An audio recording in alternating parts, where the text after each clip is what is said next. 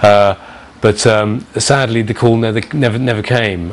In a way, it probably made it easier for us to steer a course through the film that didn't seem too close to Castro himself.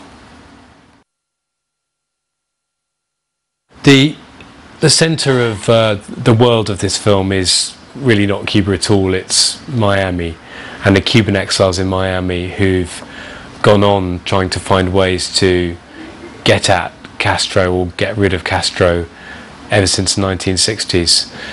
And obviously before we approached it, before we met many people in Miami, we assumed it would be a lot more sensitive a subject than it actually is.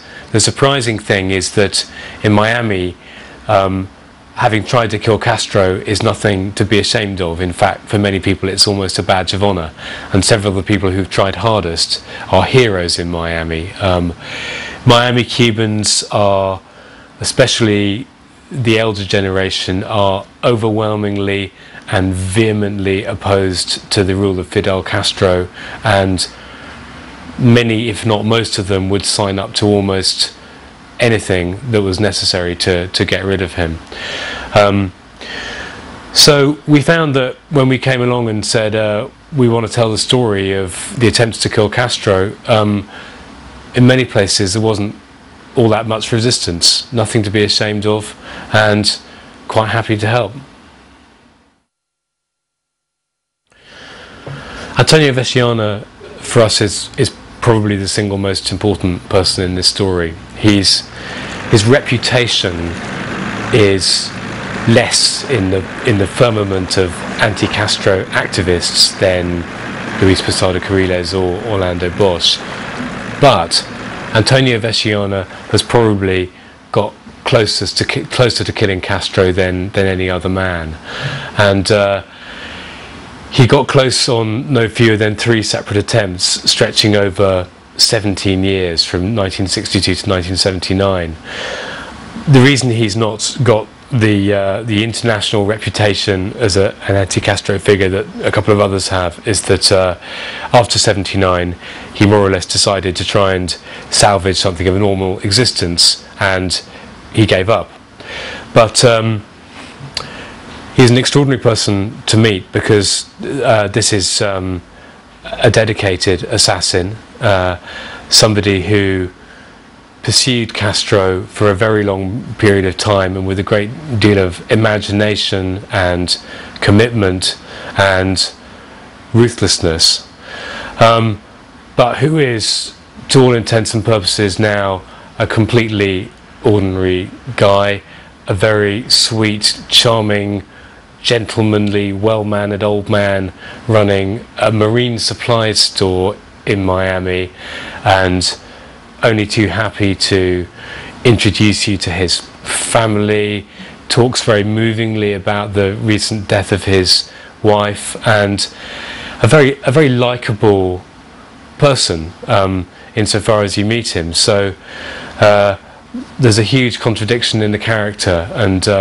possibly one of the contradictions in the film is quite what view you take of these would-be assassins, many of whom are more sympathetic than you might think. Antonio Veciana also has another very important story to tell.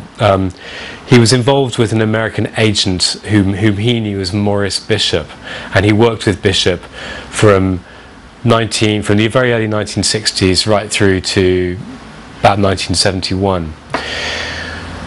About a month before President Kennedy was assassinated, Antonio Veciana went for a regular meeting with his American agent contact, Morris Bishop, and there was another guy with Morris Bishop.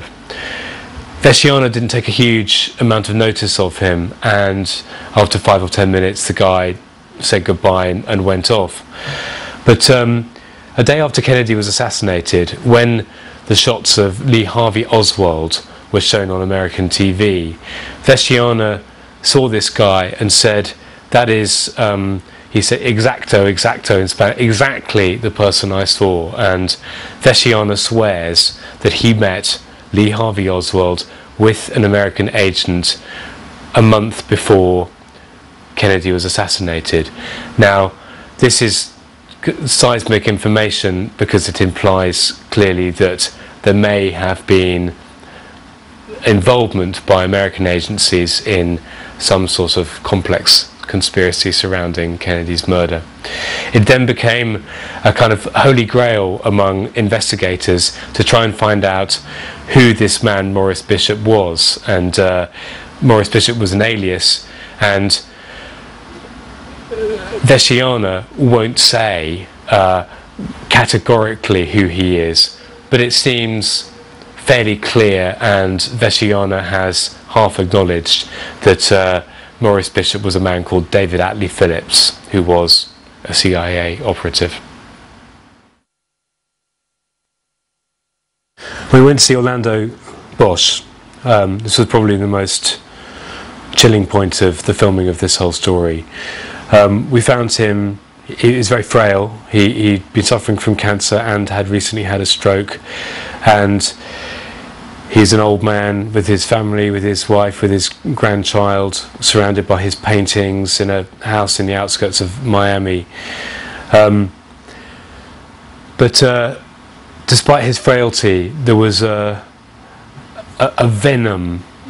venomous hatred of Castro that survived all this completely intact, and a lack of remorse or sense of the damage that you do when civilians become involved in a political struggle, in a violent political struggle.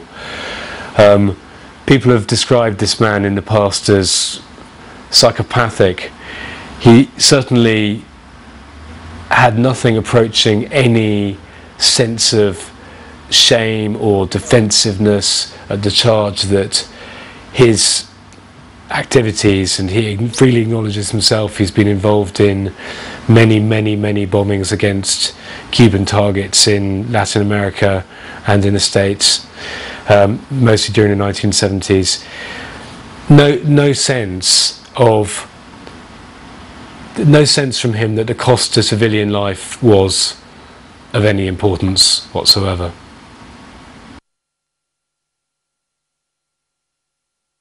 Luis Posada Carriles is the one figure who represents most the violent struggle against Castro. He's the most notorious figure.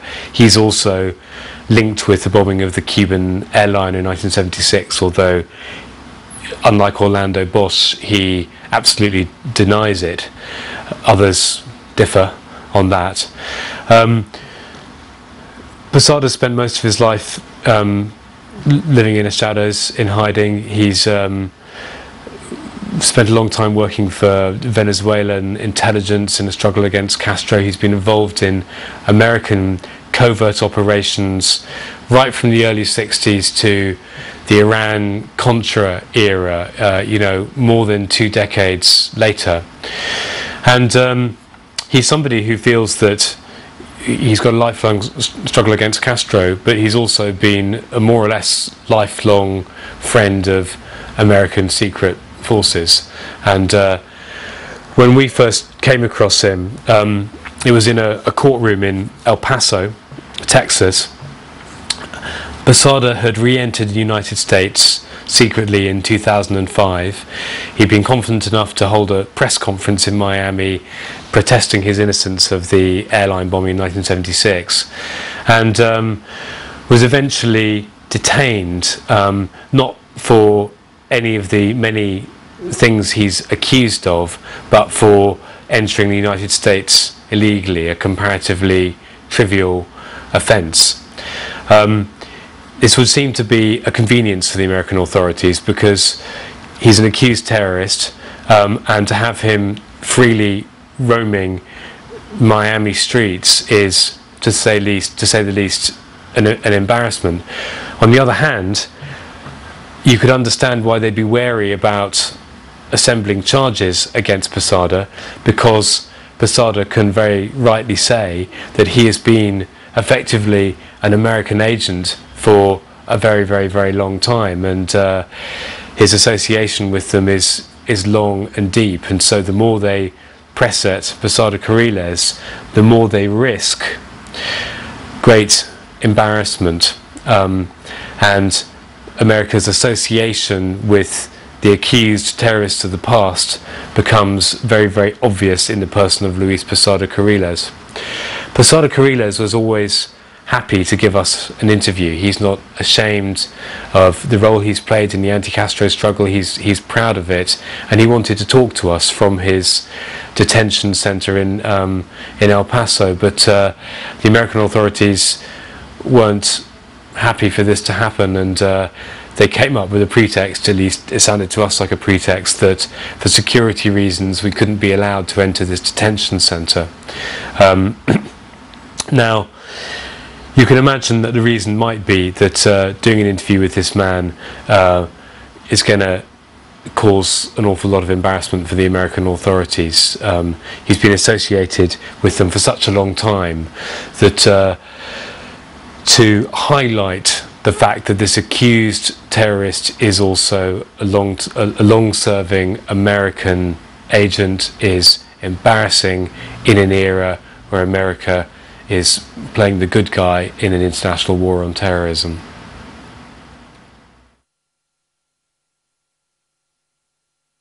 One story we'd really like to have got into the film that we never found time for was the story of a Cuban double agent called Percy Alvarado, known as Agent Frail, who's a man who, as a young man, was set up by Cuban intelligence to infiltrate hardline Miami Cuban exiles, and he did this very successfully, and he operated as a double agent for about 20 years, completely sacrificed a normal life and more or less gave his life, as many Cuban agents did, to